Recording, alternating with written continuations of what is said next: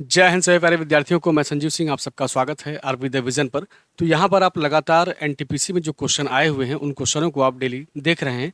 तो हम लोग क्या किए थे, कल 15 तक क्वेश्चन को कर लिए थे। कल का हमने एक क्वेश्चन और ले लिया है जानबूझकर, तो उस क्वेश्चन से स्टार्ट करते हैं और आगे जितने भी क्वेश्चन आपके सामने आएंगे हर एक क्वेश्चन को देखेंगे। तो यहाँ पर आप जितने भी क्वेश्चन पढ़ते हैं हर एक क्वेश्चन आपके इसके पहले जो एनटीपीसी का एग्जाम हुआ था उन सब एग्जामों में पूछा गया क्वेश्चन है, ठीक है। इस क्वेश्चन को सॉल्व करने के बाद आप गेस कर सकते हैं कि आगामी जो परीक्षा एनटीपीसी की होगी उसमें क्वेश्चन का लेवल क्या रहेगा, किस तरह के क्वेश्चन आपके एग्जाम में आ रहे हैं, ठीक है। तो चलिए आइए ज़्यादा देर ना करते हुए हम क्वेश्चन को सॉल्व करते हैं। यहाँ पे लिखा है पहला क्वेश्चन आपका। पहला क्वेश्चन यहाँ पर लिखा है कि वह छोटी से छोटी संख्या कौन सी है जिसे 12, 21 और 35 से विभाजित करने पर प्रत्येक स्थिति में शेषफल आपका 6 प्राप्त होना चाहिए। देखिए एक बात जानते रहिए, जो एलसीएम होता है यह दी गई संख्याओं से पूरी तरह से विभाजित हो जाता है।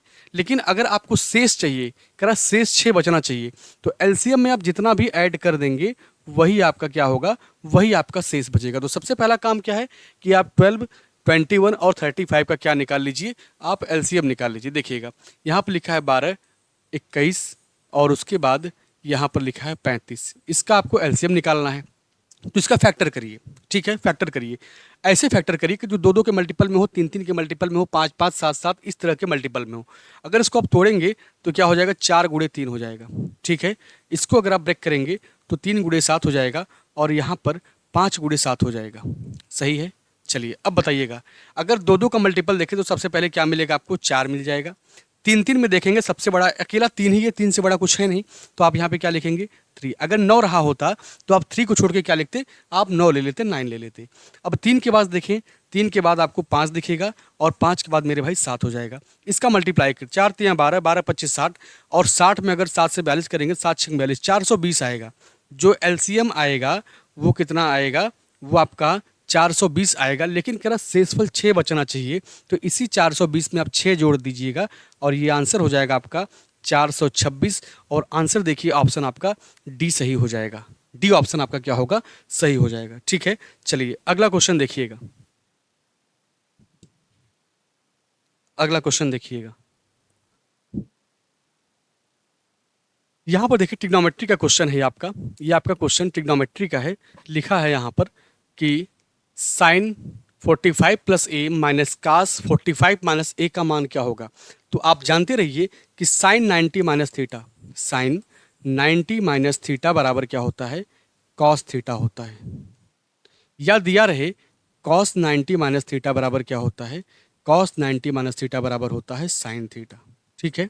चलिए एक बात बताइएगा, ये वैल्यू आपका साइन में है, ये वैल्यू आपका कॉस में है, लेकिन एंगल दोनों के अलग अलग हैं। एंगल क्या है आपके, अलग अलग हैं। अगर इसको मैं लिखना चाहूँ इतने वैल्यू को, तो मैं क्या लिख सकता हूँ, क्योंकि मुझे पता है कॉस थीटा लिखा है।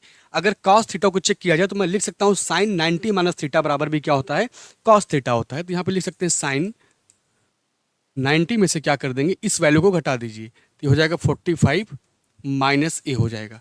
और साइन 90 माइनस थीटा बराबर होता है कॉस थीटा, दोनों बराबर बराबर हैं। इसको सॉल्व कर लीजिए तो ये हो जाएगा साइन 90 में से 45 कम करेंगे तो क्या आएगा 45, और माइनस माइनस मिलकर क्या हो जाएगा यहाँ पर प्लस, ठीक है। चलिए अब देखिएगा, इस पूरे वैल्यू को देखा जाए तो अब ये हो गया साइन 45 प्लस ए। लेकिन यहाँ पर अगर साइन देखेंगे तो ये निगेटिव साइन में था और ये वैल्यू पॉजिटिव साइन में था, तो इससे क्या करेंगे, इसको काट देंगे और जो सवाल का आंसर आएगा वो क्या हो जाएगा, 0 हो जाएगा। जो सवाल का आंसर आएगा मेरे भाई, उस सवाल का आंसर हो जाएगा 0 आपका, ठीक है। चलिए अगला क्वेश्चन देखिएगा। अगला क्वेश्चन देखिएगा,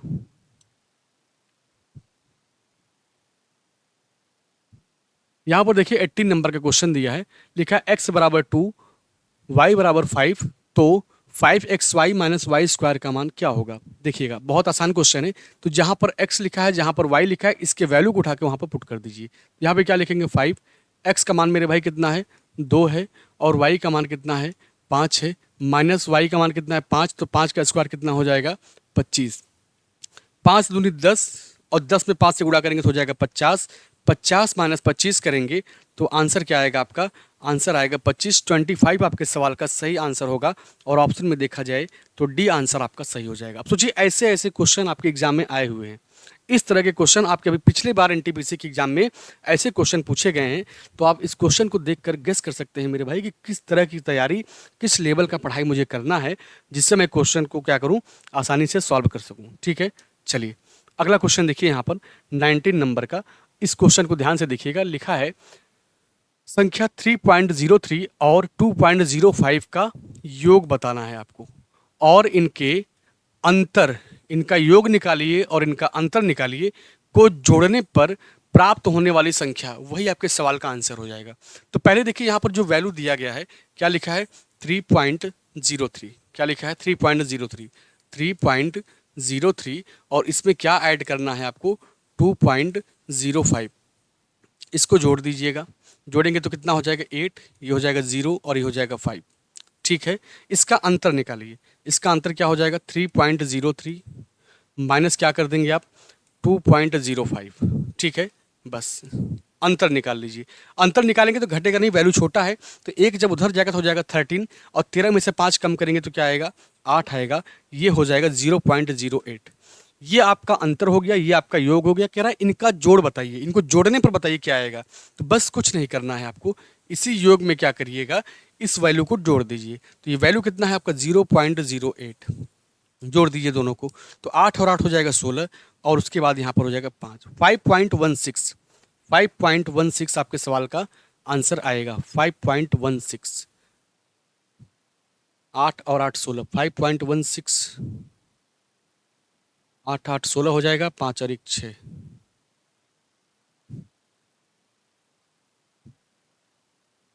5 3 8 हो गया यहाँ पर। उसके बाद देखें 3 2 5 हो गया। तो चलिए ये इतना आ गया आपका।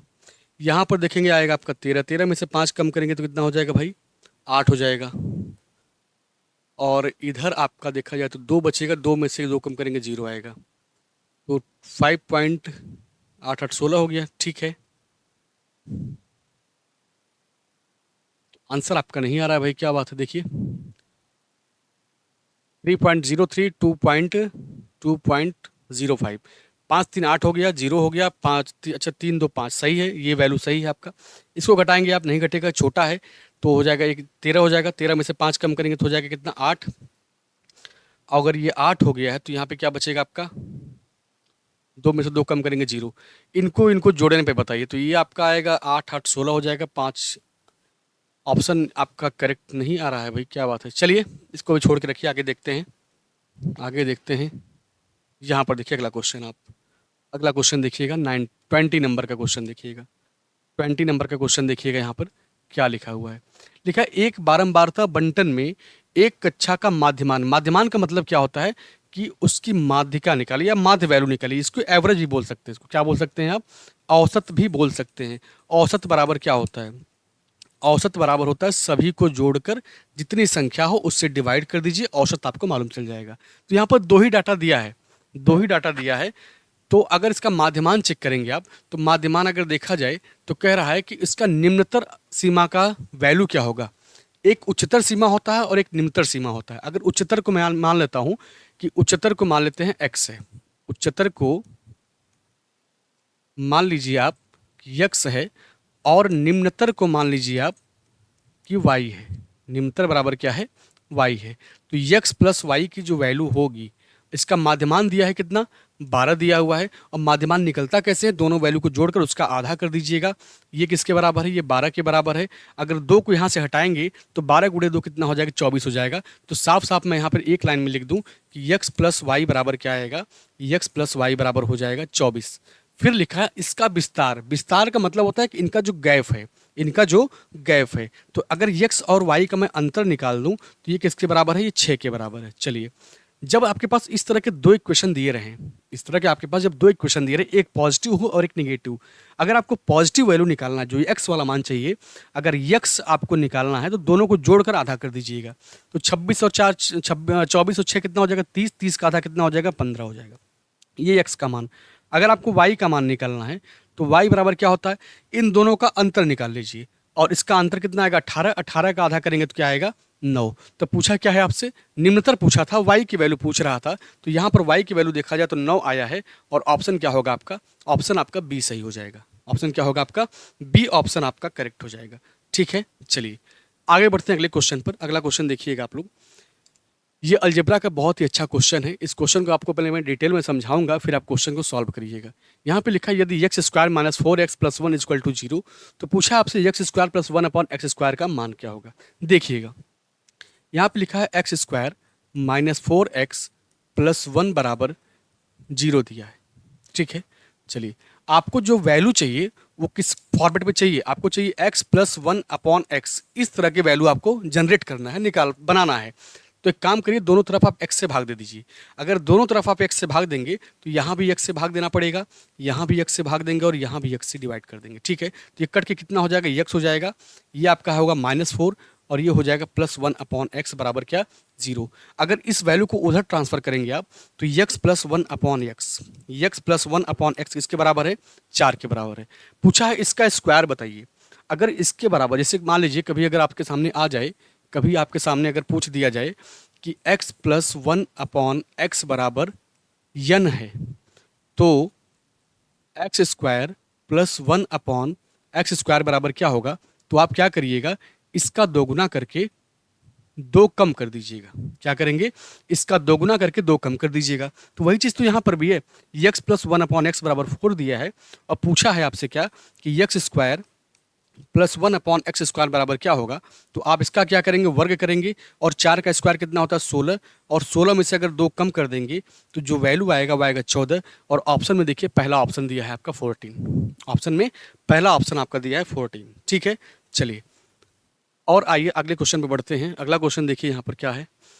ये क्वेश्चन आपका टाइम एंड वर्क का है। क्वेश्चन बहुत अच्छा है, ध्यान से देखिएगा। यहाँ पर लिखा अनिल और बीरबल एक कार्य को 3 दिन में पूरा कर सकते हैं। इनकी क्षमता है कि अगर अनिल और बीरबल अगर मिलकर काम करेंगे तो इस काम को मेरे भाई 3 दिन में पूरा कर सकते हैं। उन्होंने एक साथ काम करना शुरू किया, लेकिन 2 दिन के बाद अनिल घायल हो गया और बीरबल को कार्य समाप्त करने में 2 दिन अधिक लगे। तो एक बात बताइएगा, अगर ये दोनों मिलकर काम को 3 दिन में करते हैं तो एक दिन में कितना करेंगे, 1/3 काम करेंगे। एक दिन में कितना करेंगे, 1/3 काम करेंगे। 2 दिन तक तो साथ में काम करते हैं ना, 2 दिन बाद घायल होता है। अगर एक दिन में 1/3 तो 2 दिन में कितना हो जाएगा, ये हो जाएगा 2/3। ये कितना हो जाएगा, 2/3। कोई भी काम टोटल कितना होता है, कोई भी काम टोटल होता है 1। अगर 1 में से आप 2/3 काम जो हो चुका उसको घटा दीजिए तो कितना बचेगा, 1/3। और 1/3 जो काम बचा है इसको कह रहा है कि पूरा करने में 2 दिन और लगता है। तो 1/3 काम करने में 2 दिन लगता है, तो एक काम करने में इनको लगेगा 6 दिन का समय। और यही पूछा है आपसे, आंसर कौन सा दिया है, आंसर आपका डी वाला सही हो जाएगा। टाइम एंड वर्क का कितना लंबा चौड़ा क्वेश्चन लिखा था, लेकिन सोल्यूशन अगर आप देखें तो बिना पेन चलाए इसका आंसर आप दे सकते हैं। ठीक है, चलिए अगला क्वेश्चन देखिएगा। प्रॉफिट एंड लॉस का क्वेश्चन है, ये प्रॉफिट एंड लॉस का क्वेश्चन है, ध्यान से देखिएगा। चलिए 23 नंबर का क्वेश्चन लिखा है 540 रुपए में एक मशीन का पुर्जा बेचने पर शकीला को 10% का हानि होता है। 10% का प्रॉफिट कमाने के लिए शकीला उस वस्तु को कितने में बेचा जाना चाहिए। ठीक है, मतलब वो कितने में बेच दे उसको कि 10% का प्रॉफिट हो जाए। तो इसके लिए इसका एक सेट पैटर्न होता है। होता क्या है, रुपया 1/परसेंटेज। परसेंटेज में देखा जाए तो 100 प्लस माइनस परसेंटेज। जब प्रॉफिट होगा तो प्लस लिखेंगे, जब लॉस होगा तो माइनस लिखेंगे। फिर क्या लिखेंगे आप, रुपया 2/100 प्लस माइनस परसेंटेज। ठीक है, चलिए बस यही आपका काम है। इस फॉर्मेट से लगाएंगे, क्वेश्चन का आंसर बहुत जल्दी दे लेंगे आप। तो रुपया क्या दिया था, 540 रुपया दिया है। 540 बटे क्या, 10% का क्या होता है, इसको हानि होता है। तो 100 में से 10 कम करेंगे क्या हो जाएगा, 90 हो जाएगा। इधर देखिए कितने में बेचे, हमने कहा भाई रुपया 2 आपसे पूछ रहा है, रुपया 2 आपसे पूछ रहा है। अब यहाँ पर 10% का प्रॉफिट चाहता है, तो 100 में 10 जोड़ेंगे कितना हो जाएगा, 110 हो जाएगा। इस जीरो से इस जीरो को काट दीजिए, 9 से काटेंगे इसको कै बार में, 6 बार में, तो 60 हो जाएगा। 11 गुणे 6 करेंगे, 11 छंग 66, 660 रुपये आएगा। रुपया 2 कितना आ जाएगा, रुपया 2 आपका आएगा 660 रुपया। ऑप्शन आपका डी सही हो जाएगा। ये फॉर्मेट बहुत इंपॉर्टेंट है आपके लिए, इसको जरूर अपने कॉपी में नोट कर लीजिएगा। ऐसे क्वेश्चन को इस फॉर्मेट से लगाने पर कैलकुलेशन आपका बहुत कम हो जाता है। ठीक है, चलिए यहाँ पर देखिए अगला क्वेश्चन।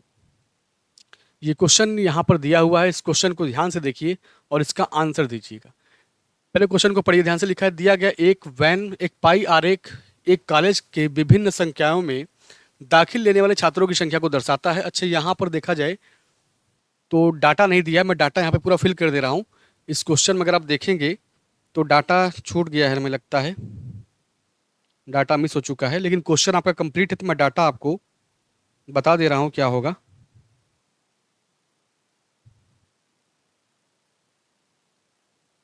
यहाँ पर डाटा छूटा है, 24 नंबर का क्वेश्चन है ना। हाँ, 24 नंबर का क्वेश्चन है। चलिए देखिए यहाँ पे ध्यान से, पहले लिखा है एजुकेशन, यहाँ पे क्या लिखेंगे आप, एजुकेशन की बात अगर करेंगे तो यहाँ पर 300 छात्र हैं। उसके बाद आर्ट में देखेंगे आप तो यहाँ पर 1200 छात्र हैं। उसके बाद देखा जाए साइंस में देखेंगे तो 1000 छात्र हैं। उसके बाद कॉमर्स में देखिए, कॉमर्स में अगर आप देखेंगे तो यहाँ पर 650 छात्र हैं। और लॉ में देखेंगे आप तो 450 छात्र हैं। यही आपका यहाँ पर पूरा डाटा दिया हुआ है, बस इतने का काम था। ये छूट गया था, मिस हो गया था, चलिए कोई बात नहीं है, इसका आंसर देना है, ध्यान से देखिएगा।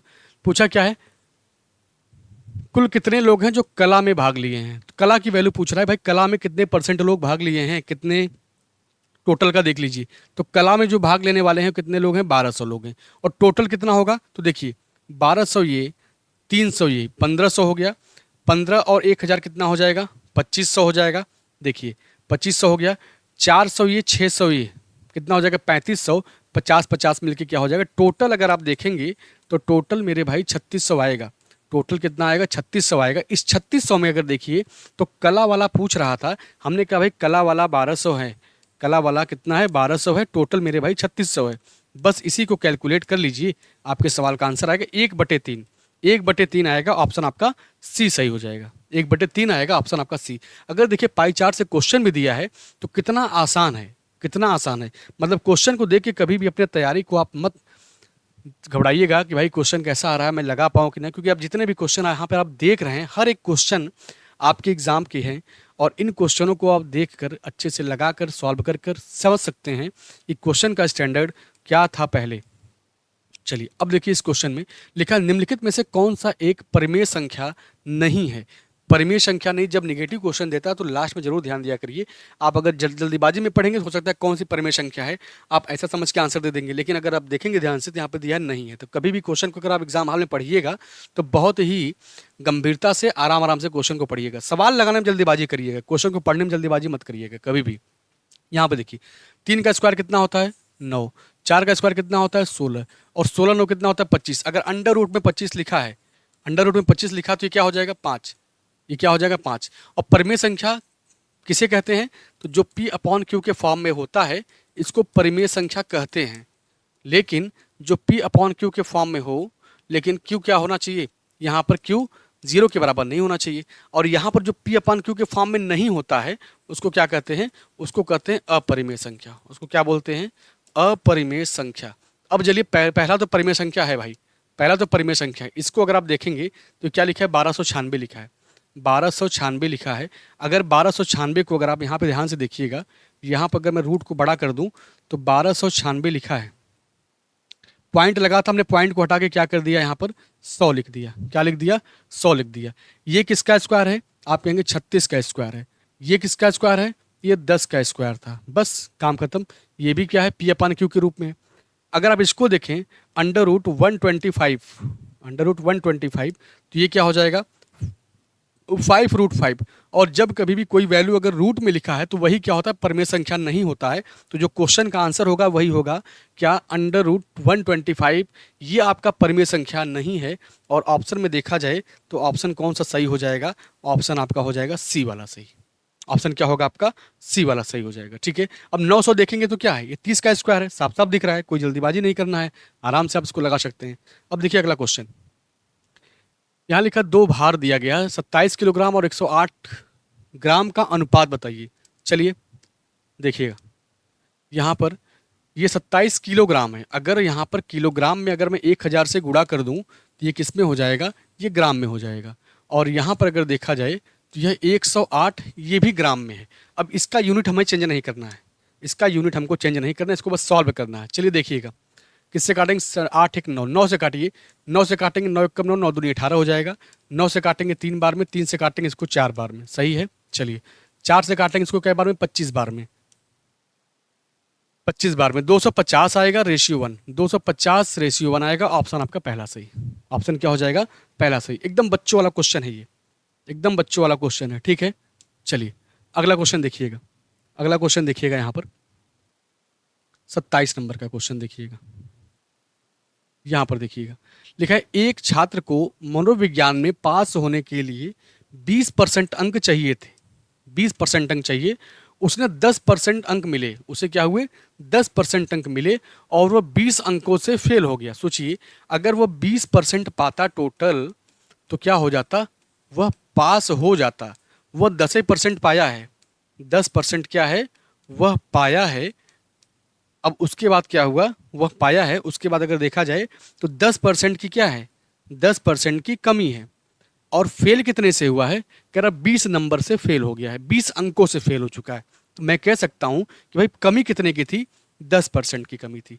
नंबर से कितने फेल हुआ है? 20 नंबर से फेल हुआ है। इसका मतलब है उसे टोटल जो अंक चाहिए थे पास होने के लिए वह 20% चाहिए था, और 10% की वैल्यू 20 है। अगर इसको 20 बनाना हो तो यहाँ पर 2 से गुणा और इधर भी 2 से गुणा, तो 20% अंक चाहिए था, और 20% अंक किसके बराबर है? 40 नंबर के बराबर है। ऑप्शन आपका बी सही हो जाएगा। ऑप्शन क्या हो जाएगा? बी सही हो जाएगा। भाई 10% अंक कम पाया था और 20 नंबर से फेल हो रहा था। मुझे पता है कि पास होने के लिए 20% अंक चाहिए थे। जब 10% बराबर 20 के है तो 20% बराबर 40 के होगा, और 20% ही उसको पाना था, मतलब पाना था उसको पास होने के लिए। तो 20% की वैल्यू 40 के बराबर है। मतलब अगर टोटल एग्जाम में अपने अगर 40 नंबर पा गया होता तो बच्चा आज के समय में फेल ना होता।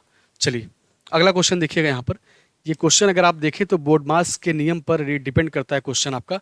आसान सवाल होता है, लेकिन अगर कैलकुलेशन में अगर आप जल्दीबाजी कर देंगे तो 100% क्वेश्चन ऐसे गलत हो जाते हैं। ऐसे क्वेश्चन आपको फ्री में नंबर देते हैं। अगर ऐसे क्वेश्चन आपको एग्जाम में दिखता है तो आप घबराइए बिल्कुल भी मत। ये सब जो क्वेश्चन होते हैं आपको एग्जाम में फ्री में नंबर देते हैं। चलिए पहले ब्रैकेट को सॉल्व करिए। चलिए ध्यान से देखिएगा, अगर इसको आप सॉल्व करेंगे तो एलसीएम कितना आएगा आपका? 12 हो जाएगा, ठीक है। 3 यहाँ कितना होगा? 9, और 9 में से 4 कम करेंगे तो क्या? 5। तो ये 5/12 हो गया। ये कितना हो गया? 5/12 हो गया। यहाँ पर क्या लिखा है? डिवाइड 1/6 को ऐसे लिख दीजिए, 1/6 को ऐसे लिख दीजिए। इसको सॉल्व करिए, एलसीएम कितना आएगा आपका? 6 आएगा। एलसीएम कितना हो जाएगा आपका? 6 हो जाएगा। यहाँ पर 3, यहाँ पर 2, तो ये हो जाएगा 5/6। ये हो जाएगा 5/6। और इस पूरे ब्रैकेट को आप इसको लगा दीजिए, और डिवाइड किससे करना है? 1 डिवाइड है, क्या है? 1 डिवाइडेड है। चलिए इसको छोड़ के रखते हैं, पहले इसको हम सॉल्व करते हैं। अगर इस ब्रैकेट को तोड़ेंगे आप तो यहाँ पे क्या हो जाएगा? अगर हम इसको सॉल्व करें पूरे वैल्यू इतने को अगर सॉल्व करें तो 1/6, अगर इसको देखा जाए तो ऊपर हो जाएगा 12 और नीचे हो जाएगा 5, ठीक है। 6 से काटेंगे इसको 2 बार में तो 2/5 हो जाएगा। इस पूरे वैल्यू को अगर आप सॉल्व कर दें, इस पूरे वैल्यू को अगर सॉल्व कर दें तो कितना आएगा आपका? 2/5 हो जाएगा। यहाँ पे देखिए क्या लिखा है? 5/6 लिखा है। इसको सॉल्व करेंगे, एलसीएम कितना आएगा आपका? 30, और यहाँ पे क्या आएगा आपका? 5, 5 हो जाएगा 25, और उसके बाद अगर देखें तो 6 दूनी 12 हो जाएगा। 25 और 12 कितना होगा? 37, 37/30 आएगा। लेकिन ये आपके सवाल का आंसर नहीं है। सवाल में अगर आप देखें तो यहाँ पे क्या लिखा था? ये लिखा है 1 डिवाइडेड, 1 के बाद क्या लिखा है? डिवाइड लिखा है। तो अगर डिवाइड करेंगे तो ये उल्टा हो जाएगा, और 30/37 आपके सवाल का आंसर आएगा। 30/37 आपके सवाल का आंसर आएगा। 30/37 ऑप्शन आपका सी सही हो जाएगा। ऐसे क्वेश्चन हमेशा आपको फ्री में देते हैं नंबर, बस आप कैलकुलेशन अपना करते समय जल्दीबाजी मत करिएगा, नहीं तो गलती कर देंगे तो उसी में बार बार उलझे रहेंगे। देखिएगा 29 नंबर का क्वेश्चन देखिए ध्यान से। देखा, यदि एक परिवार द्वारा उपभोग की जाने वाली किराने की वस्तु के मूल्य में 25% की वृद्धि हो जाती है तो उसकी खपत में कितने % की कमी होनी चाहिए ताकि इस मद पर व्यय को अपरिवर्तित रखा जाए। मतलब किसी वस्तु का कीमत बढ़ गया है, परिवार चाहता है कि भाई कीमत जरूर बढ़ गया है लेकिन मैं अपने खर्च ना बढ़ाऊं, मैं कम खाऊंगा चलेगा लेकिन खर्च बढ़ने ना पाए। तो देखिए हमको क्या करना है?